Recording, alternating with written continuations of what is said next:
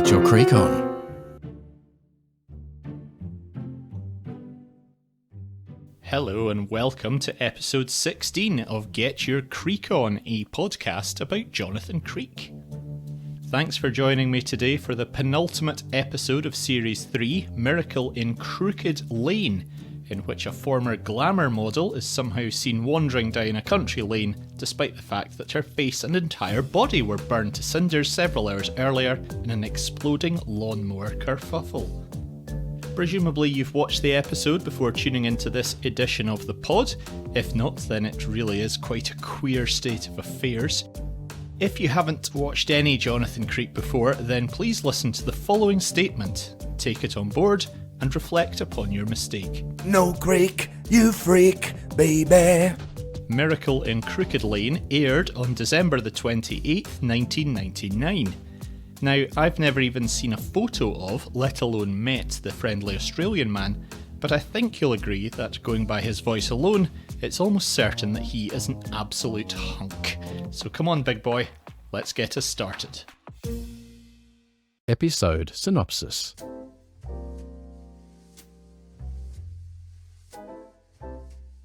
In a bedroom, we see an elderly lady called Kathleen sleeping, and quickly realise that she has only one slipper on the floor by her bed.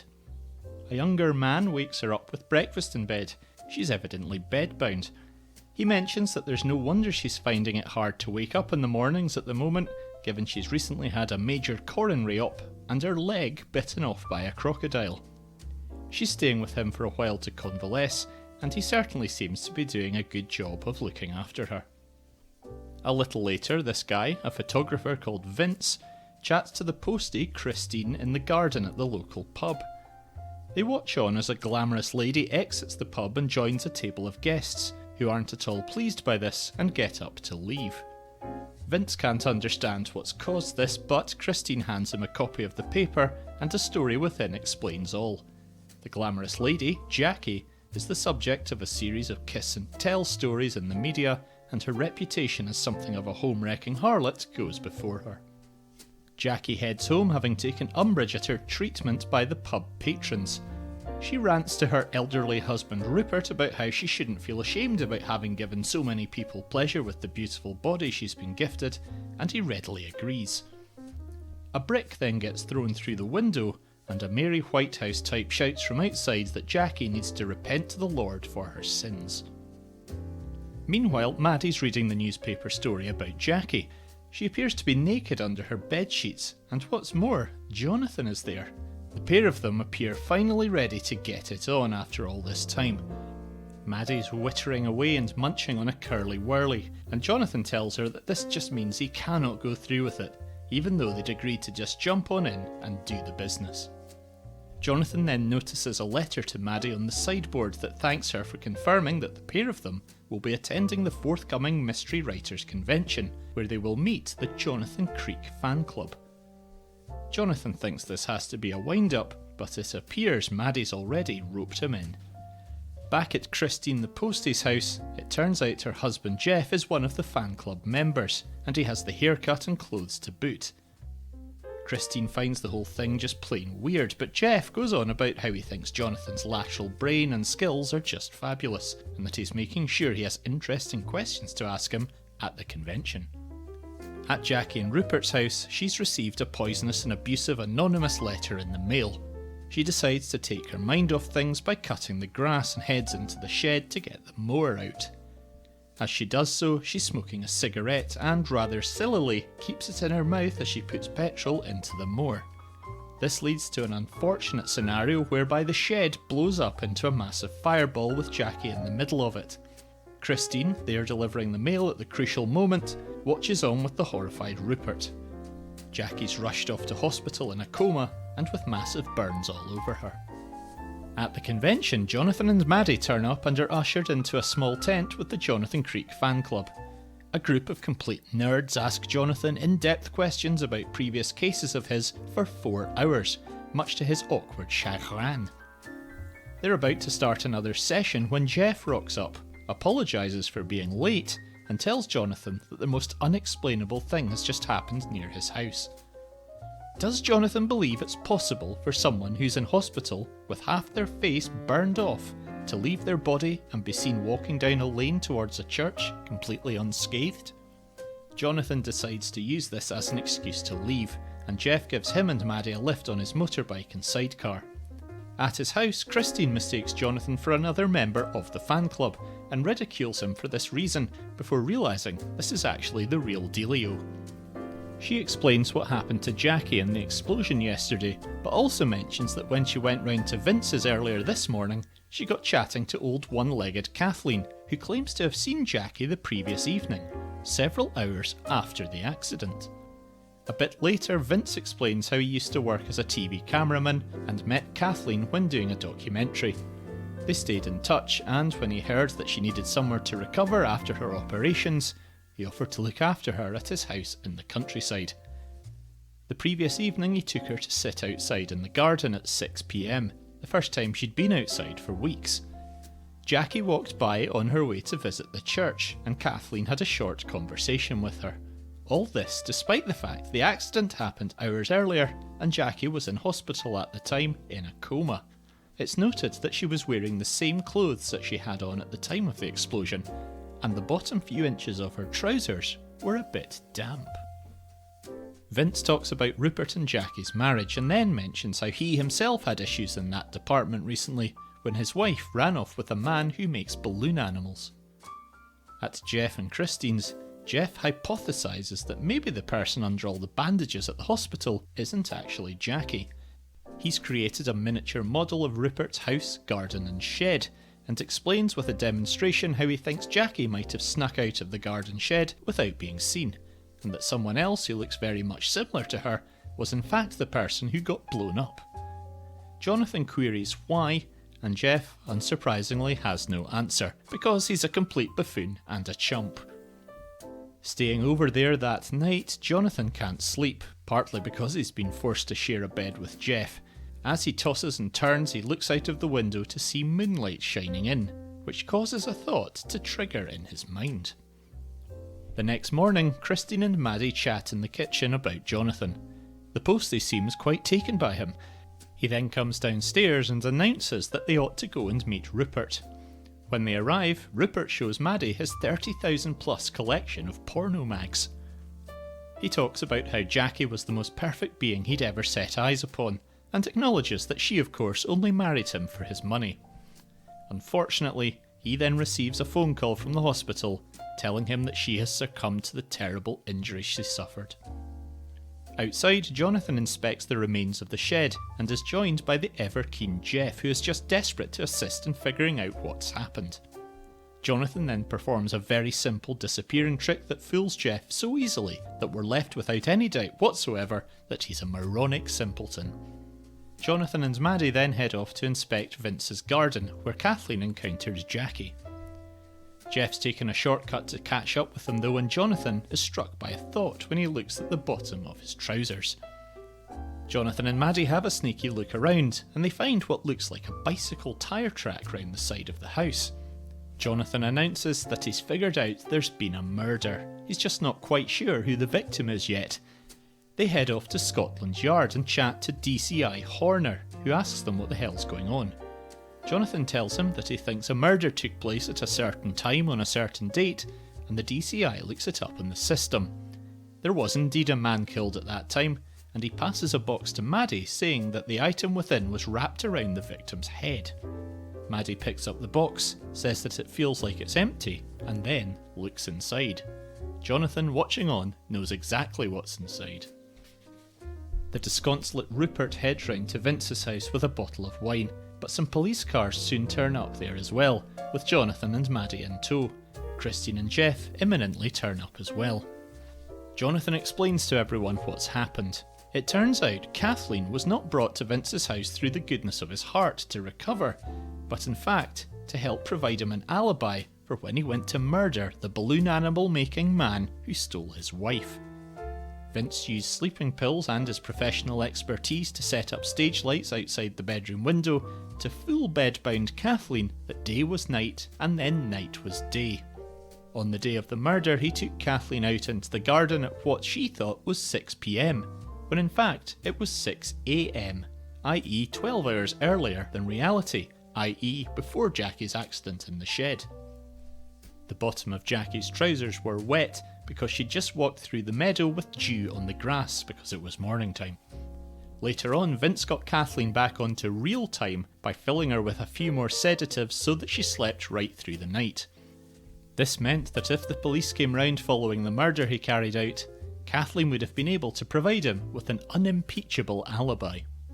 Rupert realises that Jackie had in fact been to church the morning before the accident and appears to take some solace from the idea that she'd made her peace with God before she died. Vince is led away by police and everyone else also leaves, apart from the immobile Kathleen, who apparently is just going to be left alone in a strange murderer's house to fend for herself. Christine confides in Maddie that she's going to dump Jeff because, having met the real thing in Jonathan, her husband now appears what he really is, a pale and pathetic imitation. Maddie notes that Jonathan's single and then starts to tell Christine what it is that turns him on. Maddie and Jonathan stay over at a hotel that evening and, whilst we don't actually see it happening, they finally get sleeping together out of the way, although they admit afterwards that it didn't turn out all that particularly well. Before heading home, they receive a call from Christine asking Jonathan to come round urgently. It turns out she's filled a bath with porridge and submerged herself in it, which she appears to think will appeal to Jonathan in a sexual sense. Before anything happens, not that it appeared likely to, Jeff unexpectedly returns home and is horrified by what he finds, so he kicks the shit out of the entirely innocent Jonathan. Maybe Jeff's not such a feeble loser after all. Episode Analysis. This was the 17th episode of Jonathan Creek, and finally he and Maddie took the plunge and got it on with one another. In pretty much any other TV show, a will they won't they teaser would have ended up with the pair of them subsequently being together, but David Rennick rightly took this the opposite way and even had them remarking on how underwhelming the whole experience was. It was entertaining how Jonathan went from weirdo to completely irresistible hunk in the mind of Christine, culminating in her somewhat odd and porridgey proposition in the bath, and it was really fun to see Maddie essentially making all that happen, knowing fine well that Jonathan probably would not indulge. Unless I've missed something along the way, of course. I don't recall him ever expressing a penchant for women immersing themselves in baths of porridge, so perhaps it's a fantasy he privately disclosed to Maddie at some stage beforehand. The whole concept of a Jonathan Creek fan club consisting of strange misfits and oddballs was a great idea, and I wonder whether that was David Rennick's starting point for the episode. It really does take a sad bastard to be such a fan of someone else and spend loads of time researching him and compiling information on his cases, and I bet none of those guys have ever seen a naked woman or done anything exciting with their lives. There were, as usual, a couple of really excellent jokes and funny lines in the episode. Maddie reading the tabloid article about the MP with the dicky heart and the hearted... Then the Mother Teresa-like Kathleen's story of the witch doctor taking her into a tent to rub his snake was absolutely sensational. Rupert talking through his porno collection was most definitely a highlight too. Snip, snap, swang, spanky, tip-top, flirt and skirt. I feel like I've said this a couple of times this third series already, but when we get down to the nuts and bolts of the main mystery, there are various elements of it that struggle to stand up, particularly when you put them all together. How Vince could have kept Kathleen in the dark, literally at times, and avoid her twigging the discrepancies with time when surely she had to go to the bathroom and other stuff like that, is really pushing things a bit. When Kathleen and Jackie encountered one another at 7:30 in the morning, you'd have to imagine there's a good chance Jackie might have said good morning or Kathleen good evening. The whole thing would have then been blown to bits, and it's certainly very convenient that neither of those things were said. How Jonathan jumped straight to the conclusion there had not only been a crime committed, but it was definitely a murder is not really explained, and how exactly he knew that the item in the police evidence box was a balloon animal is also something of a stretch. You have to speculate how possible it is to just rock up at Scotland Yard, say that you think someone might have been murdered but you don't know who or where, and then immediately get an audience with a detective chief constable who then is happy to dish out details of the ongoing investigation to you. Although maybe Jonathan's reputation has earned him that by this stage. Dinah Sheridan played Kathleen, Nicholas Bell played Vince, Hetty Baines was Jackie, Tom Goodman-Hill was Jeff Torrance, and Emma Kennedy was Christine. Benjamin Whitrow played the tremendous Rupert. Overall, I really found it to be an enjoyable episode with very amusing moments and a couple of characters who go down among the most memorable in the Jonathan Creek history books, and I might even go as far as saying that it's the best episode of Series 3 so far. Far rhymes with car, and a car is something you drive on a journey somewhere. And if you're taking a journey, that means you're travelling from one location to another. The celebration of Location Information Station. The house outside which Jackie Jordan was blown up, outside which Jonathan fooled Jeff the Doofus in the garden, and inside which Rupert housed his absolutely gargantuan porn collection, is Cobham Lodge on the Cobham Park estate near Cobham in Surrey. It's very close to the M25 motorway and, not all that long ago, had a large amount of external repairs and refurbishment carried out by a company called Hawk, a project that took 20 weeks to complete. A mere few hundred metres away from there is a pub where we saw Jackie attempting to sit and chat with the locals early on in the episode. It's called the Cricketers and overlooks Downside Common. At the time of this recording, if you head there on a Wednesday and order 2 steaks, you will receive a complimentary bottle of wine. As their website says, that's an offer to truly sink your teeth into. Finally this week, at the very end of the episode, we see Jonathan with his bruised and scratched face pacing towards the Linnets Hill train station after Jeff kicked the living crap out of him. That is in fact Barnes railway station in southwest London, which serves the South Western Railway line to and from Waterloo. The street Jonathan and Maddie walk down as they approach the station is called Station Road, and despite extensive research I can find no explanation as to why that might be the case. There's just no indication out there as to why the street's called that, and I can only assume it's named after a famous local person whose surname is Station. That's literally the only feasible explanation.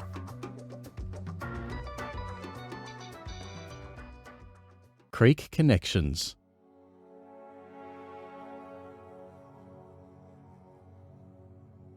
At 10 minutes 47 seconds, among the crowd at the 17th Annual Mystery Writers Convention, we see a blue balloon being carried by a small girl who's wearing a yellow jacket.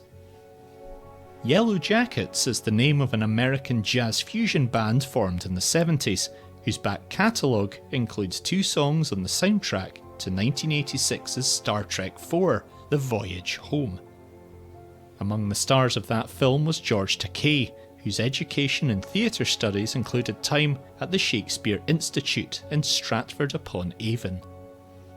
Stratford-upon-Avon's MP between 1950 and 1963 was John Profumo, whose political career ended in disgrace following his affair with a 19-year-old girl. 19 years old was apparently the average age of US soldiers involved in the Vietnam War, as immortalised in the song 19 by Paul Hardcastle. Sexton Hardcastle is the former stage name of Canadian wrestler Adam Copeland, WWE's 14th Triple Crown champion, 7th Grand Slam champion, and winner of Royal Rumble 10, which took place on January the 31st, 2010. Also on that day was the 52nd Annual Grammy Awards in Los Angeles, at which the Best Metal Performance Award was given to British metal legends Judas Priest for their live tour show Dissident Aggressor. Judas Priest's lead singer Rob Halford underwent umbilical hernia surgery in 2014, a procedure performed under anaesthesia, which is thought to have first been used in 1846 in Massachusetts General Hospital in Boston by surgeon John Warren and dentist William T.G. Morton. Morton married his wife in the town of Farmington, Connecticut, famous former residents of where include American football player T. Bucky Jones, who was part of the New England Patriots team that won the Super Bowl in 2001.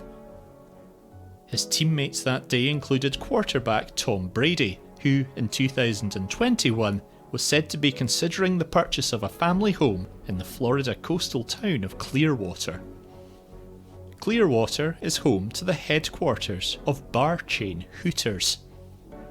Hot Jugs and Hooters is the name of the one-issue only American Bible Belt porno mag that was the jewel in Rupert's Bongo Book collection in Miracle in Crooked Lane. Finding these incredible coincidences like this every week takes its toll. How are you meant to keep a grip on reality with realisations like this constantly coming to the fore? Another Creek connection next time. Eat, sleep, creak, repeat.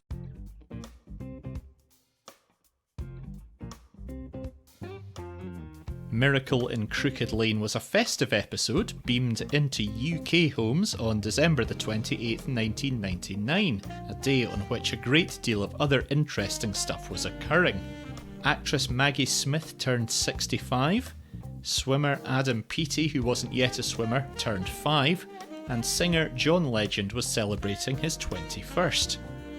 Clayton Moore, the actor who played the Lone Ranger, passed away at the age of 85, and it was the 496th anniversary of the death of Italian ruler Piero the Unfortunate, who, as I'm sure you learned at primary school, drowned in the Garigliano River while attempting to flee the aftermath of the Battle of Garigliano. It was King Taksin Memorial Day in Thailand, Proclamation Day in South Australia, and Republic Day in South Sudan. Now, all that may be very interesting, but something even more so is what I happened to come across while perusing Amazon for a book on a beloved hobby of mine, growing plants through the medium of hydroponics, which in layman's terms means cultivating stuff in water rather than soil. If you want to learn about the fundamentals of this discipline, then there are a surprising number of tomes out there which offer such advice, including Fundamentals of Hydroponics, all about hydroponic gardening by Mac Bransetter. Fundamentals of Hydroponics, growing plants indoors with hydroponics and common problems by Miles Feliciano. And of course the classic by Enrique Eubanks, The Fundamentals of Hydroponics, incorporate hydroponics into your nursery. However, I eschewed all of these and for very good reason found myself instead hanging on each and every word within 2001's The Fundamentals of Hydroponics, the what and why of hydroponic gardening for beginners and experts. Why that one above all the others, you didn't ask? Well, the author is none other than a Mr. Jeff Torrance, the same name as the simpleton character in Miracle in Crooked Lane. Mr. Torrance's self-published magnum opus has some phenomenal tips to share on hydroponics, which is an ever-growing technique, if you'll pardon the pun, and it only seems right to disseminate some of this information through the medium of a robot. I'm not sure whether English is even Jeff Torrance's first language, as he really isn't very good at writing. Some of the passages don't even make sense or just stop mid-sentence, but let's not jump to conclusions. Please enjoy.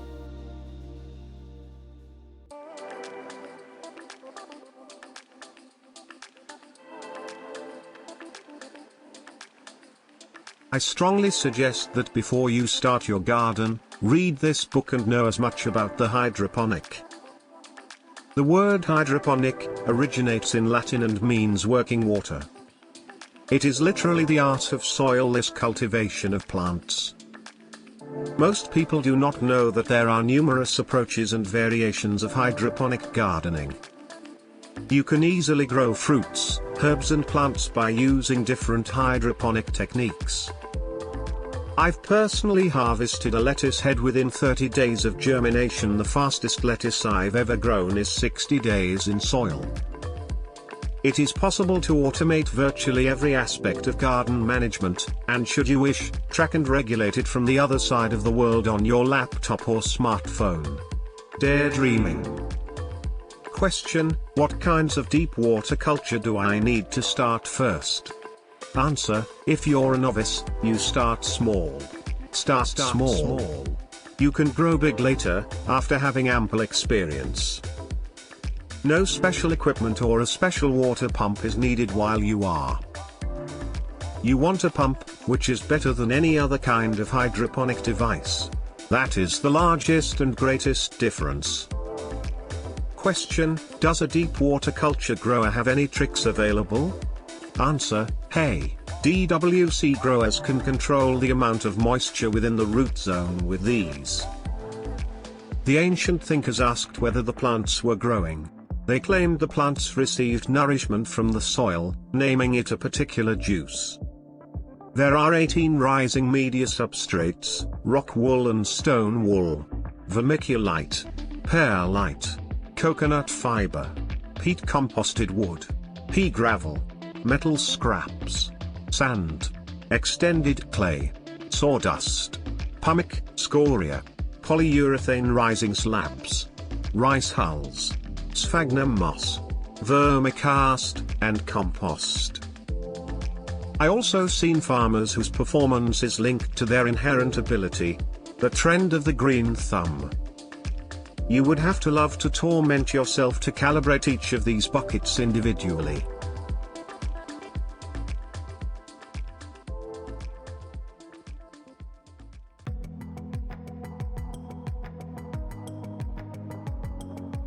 Thank you very much for listening to this episode of Get Your Creek On. If you're enjoying the show, and if you aren't, then questions really need to be asked as to why you're still tuning in 16 episodes down the line, please consider leaving a review on your preferred podcast provider. It'll really help spread the word and enlighten more people as to the pod's existence. You can get in touch by email, getyourcreekon@gmail.com, or Twitter @creekget. The website is getyourcreekon.co.uk. The next episode of the pod will be the final one of the third series, The Three Gamblers. How did a bloke who was definitely killed by several bullets to the brain manage to subsequently crawl up a set of stairs? It's also the final ever appearance by Caroline Quentin as Maddie Magellan, and is therefore not one that you want to miss. That's it for today. Thanks again for tuning in, and I hope you choose to turn your ears this way. What? Next time. I'm Toby. Bye for now. Thanks for listening to Get Your Creek On.